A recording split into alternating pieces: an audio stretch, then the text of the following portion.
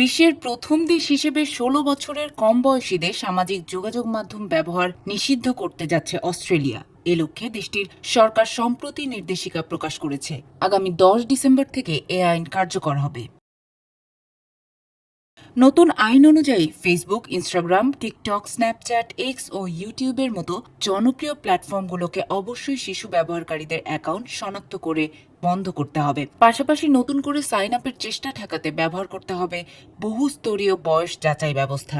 তবে প্রত্যেক ব্যবহারকারীর বয়স নিশ্চিত করা বাধ্যতামূলক নয়। প্রতিষ্ঠানগুলোকে কেবল যুক্তিসঙ্গত পদক্ষেপ নিতে হবে। তা না করা হলে সর্বোচ্চ ৪,৯৫,০০,০০০ অস্ট্রেলিয়ান ডলার অর্থাৎ $৩,৩০,০০,০০০ জরিমানার মুখে পড়তে হতে পারে। কিশোরদের মানসিক ও সামাজিক ক্ষতি ঠেকাতে এ পদক্ষেপ নেওয়া হয়েছে। এতে বয়স যাচাইয়ের জন্য ৩টি পদ্ধতির কথা উল্লেখ করা হয়েছে। সেগুলো হলো শারীরিক বৈশিষ্ট্য বিশ্লেষণ অর্থাৎ ফেসিয়াল রেকগনিশন, ব্যবহার অভ্যাস থেকে বয়স অনুমান ও সরকারি আইডির মাধ্যমে যাচাই। তবে শুধু সরকারি পরিচয়পত্র দিয়ে যাচাই করা যাবে না, আবার কেবল ব্যবহারকারীর নিজের বয়স ঘোষণা করাও যথেষ্ট হবে না।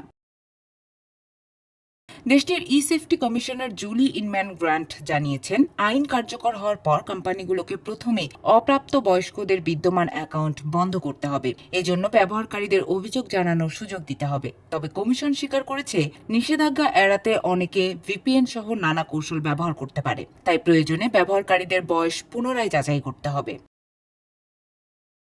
উচ্চ ঝুঁকিপূর্ণ প্ল্যাটফর্মগুলোর ওপর থাকবে কঠোর নজরদারি। এসব প্ল্যাটফর্মে অনেক কিশোর সক্রিয় থাকে। পাশাপাশি কন্টেন্ট সাজাতে অ্যালগরিদম ব্যবহার করা হয়, নিয়মিত লাইক ও নোটিফিকেশনও পাঠানো হয়। সরকারের প্রত্যাশা, এই উদ্যোগ ভবিষ্যতে তরুণদের সামাজিক যোগাযোগ মাধ্যমের ক্ষতিকর প্রভাব থেকে রক্ষা করবে।